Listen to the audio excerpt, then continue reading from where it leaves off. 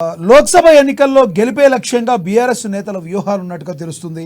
సికింద్రాబాద్ మల్కాజ్గిరి స్థానాల్లో బలమైన నేతలను దించేందుకు కసరత్తు చేస్తుంది బీఆర్ఎస్ పార్టీ. సికింద్రాబాద్ నుంచి బలమైన నాయకులు నిలబెట్టింది. అలాగే బీజేపీ మరియు కాంగ్రెస్ పద్మారావు గౌడ్ని బరిలోకి దింపేందుకు బీఆర్ఎస్ సమాలోచనలు చేస్తున్నట్టుగా తెలుస్తుంది. ఇదే విషయానికి సంబంధించి మరింత సమాచారాన్ని మా హైదరాబాద్ ప్రతినిధి ప్రణయ్ అందిస్తారు. ప్రణయ్, చెప్పండి. హైదరాబాద్ పార్లమెంట్ తెలంగాణ పార్లమెంట్ ఎన్నికల నేపథ్యంలో అంతా కూడా కొత్తగా ఉన్నట్టుగా తెలుస్తుంది. ఎందుకంటే బీఆర్ఎస్ పరిస్థితి క్రితం కంటే కూడా చాలా దారుణమైన గడ్డు పరిస్థితుల్లో ఉందని చెప్పుకోవచ్చు. అలాంటి టైంలో లోక్సభ ఎన్నికల్లో గెలిపే లక్ష్యంగా బీఆర్ఎస్ వ్యూహాలు రచిస్తుందంటే మరి పద్మారావు గౌడ్ని బరిలోకి దింపేటట్టు చూస్తుందంటే ఎంతవరకు ఇది ఎలా ఉండబోతుంది? Thank you Laxman.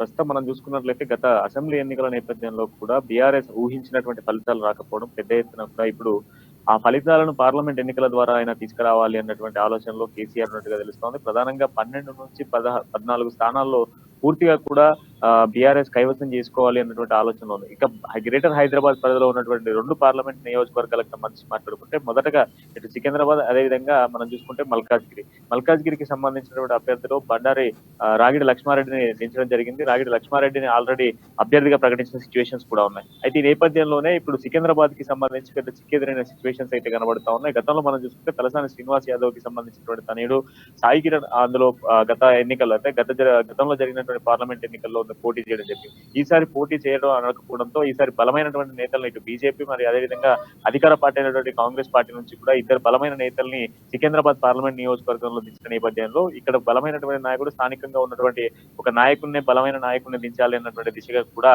ఒకవైపు బీఆర్ఎస్ అధినేత కేసీఆర్ చూస్తున్న సిచ్యువేషన్స్ కనబడతాం. ఈ నేపథ్యంలోనే ఇప్పటికే పద్మారావుతో చర్చలు కొనసాగుతా ఉన్నాయి. పద్మారావును ఒప్పించేటువంటి ప్రయత్నం కూడా చేస్తా ఉన్నారు. మరోవైపు కేటీఆర్, హరీష్ రావు ఇద్దరు కూడా పద్మారావు ఉంటేనే గెలుస్తాము, ఆ స్థానాన్ని ఖచ్చితంగా కైవసం చేసుకోవాలి అన్నటువంటి దిశలో కూడా ఆలోచిస్తున్నారు. ఎందుకంటే గ్రేటర్ హైదరాబాద్ పరిధిలో దాదాపు ఎమ్మెల్యేలందరూ కూడా బీఆర్ఎస్ కి సంబంధించిన నాయకులు ఉన్న నేపథ్యంలో వాళ్ళని కాపాడుకునేందుకు మరోవైపు ఆ ఎమ్మెల్యేలతో పాటుగా ఆ ఎమ్మెల్యేలందరినీ కలిసి ఈ యొక్క 2 సీట్లను మనం కైవసం చేసుకోవాలి సిటీలో అన్నటువంటి యాంగిల్ లో కూడా బీఆర్ఎస్ ఆలోచిస్తున్నట్టుగా తెలుస్తా ఉంది. ఆ యాంగిల్ లో కూడా వర్కౌట్ చేస్తున్నారు.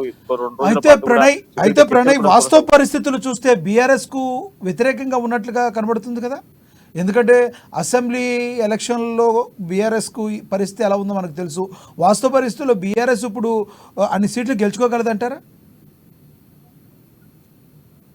ఎస్, అంటే వాళ్ళ స్పెషల్ ఫోకస్ అంతా కూడా 12 సీట్లు టార్గెట్, 12 నుంచి 14 టార్గెట్ చేయడం జరిగింది. గతంలో కూడా మనం అనుకుంటే 100 సీట్లను కైవసం చేసుకుంటామని చెప్పిన బీఆర్ఎస్ మాటలను అంతా ప్రజలు తిప్పికొట్టిన సిచ్యువేషన్స్ ఉన్నాయి. అయితే కాంగ్రెస్ ఇప్పుడు ఏదైతే ఇంప్లిమెంట్ చేస్తున్నటువంటి పథకాలకు సంబంధించిన నేపథ్యంలోనే ఏవైతే ప్రస్తుతం ఉన్నటువంటి 6 గ్యారెంటీలలో ఏదైతే విఫలమైంది అన్నటువంటి పాయింట్ ని ప్రజల్లోకి తీసుకెళ్లేందుకు ప్రయత్నాలు కొనసాగుతా ఉన్నాయి బీఆర్ఎస్ లో. అయితే దాంతో పాటుగా బీఆర్ఎస్ కి సంబంధించి పద్మారావును ఈ 2 ప్రాంతాలు ఎందుకు అనంటే ఈ 2 కూడా బీఆర్ఎస్ కి కంచుకోటగా ఉన్నటువంటి ప్రాంతాలు ఉన్నాయి. బీఆర్ఎస్ కంచుకోటగా ఉన్నటువంటి ఈ సిటీలోనైనా కనీసం కైవసం చేసుకోవాలి అన్నటువంటి దిశగా కూడా ఆలోచిస్తా ఉన్నారు. మరోవైపు వాస్తవానికి బీఆర్ఎస్ పై వ్యతిరేకత ప్రజల్లో ఉన్న నేపథ్యంలో కూడా ఈ గడిచిన 120 రోజుల గడువులో కాంగ్రెస్ ఏం చేసింది అన్నటువంటి పాయింట్ ప్రజల్లోకి తీసుకెళ్లాలి. ఖచ్చితంగా ప్రజల ఆలోచన అంతా కూడా గతంలో కూడా హైదరాబాద్ పరిధిలో మనం చూసుకున్నట్లయితే బీఆర్ఎస్ ని గెలిపించారు. అదే నేపథ్యంలో కూడా ఇప్పుడు బీఆర్ఎస్ ని గెలిపించే విధంగా కూడా మనందరం కూడా పనిచేయాలి. కలిసికట్టుగా రాష్ట్ర వ్యాప్తంగా ఉన్నటువంటి ఎమ్మెల్యేలు కూడా తమ తమ ప్రాంతాల్లో ఉన్నటువంటి అభ్యర్థులు గెలిపించుకోవడంతో పాటుగా స్పెషల్లీ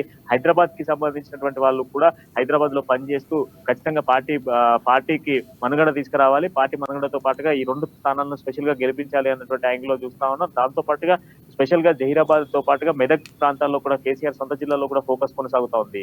అయితే ప్రణయ్, గతంలో మనం చూసాం బీఆర్ఎస్ పార్టీ, టీఆర్ఎస్ పార్టీ ఉన్నప్పుడు వాళ్ళు ప్రభుత్వంలో ఉన్నప్పుడు ప్రజలకు ఒకటే చెప్పేవాళ్ళు. ఎక్కడికెక్కడ అడుగడుగునా వెళ్ళి మేము ప్రభుత్వంలో ఉన్నాము, మీరు ప్రభుత్వంలో ఉన్న వాళ్ళని ఓటేస్తే ప్రభుత్వం మీకు పన్నులు చేసి పెడుతుందని ప్రజలకి చిన్న చిన్న మీటింగుల్లో కూడా అదే చెప్పేవాళ్ళు.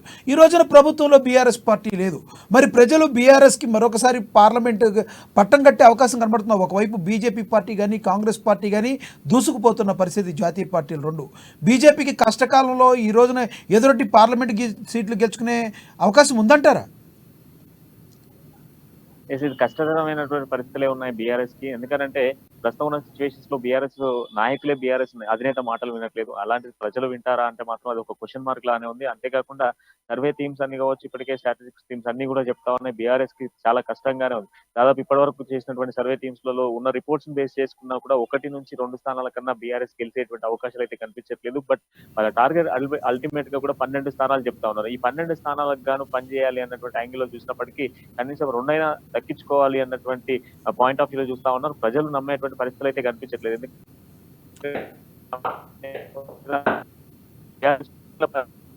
మరొకసారి ఆలోచిస్తారు అన్నటువంటి యాంగిల్లో బీఆర్ఎస్ నేతలు చెప్తాను. బట్ ప్రజలు కంప్లీట్ గా కూడా వ్యతిరేకత కనిపిస్తా ఉంది. అంతేకాకుండా కంప్లీట్ గా మనం చూసుకున్నట్లయితే బీఆర్ఎస్ నుంచి చాలా మంది ఇప్పటికే నేతలే వలసలుగా వెళ్ళిపోతున్నారు ఇతర పార్టీలకు. మనం చూస్తా ఉన్నాం ఎమ్మెల్యేలు, మాజీ మంత్రులు, అదే విధంగా మనం చూసుకుంటే గెలిచినటువంటి ఎమ్మెల్యే కూడా దానం నాగేందర్ ని మొన్నటికి మొన్న కాంగ్రెస్ లో చేరిన సిచ్యువేషన్స్. అయితే ఇప్పుడు పద్మారావును కూడా సికింద్రాబాద్ నుంచి దించడానికి మెయిన్ రీజన్ దానం నాగేందర్. ఎందుకు అనంటే దానం నాగేందర్ సికింద్రాబాద్ నుంచి ఆ పార్లమెంట్ కి రాబోతా ఉన్నాడు అన్నటువంటి వార్తల నేపథ్యంలో కూడా దానం నాగేందర్ ని ఓడించాలి అంటే తన ఓటమికి కారణం ఖచ్చితంగా కూడా పద్మారావు అయితేనే గెలుస్తాడు అన్న యాంగిల్ లో కూడా వీళ్ళంతా కూడా ప్లాన్ చేస్తున్నట్టుగా తెలుస్తా ఉంది లక్ష్మీనాథ్. Thank you Pranay.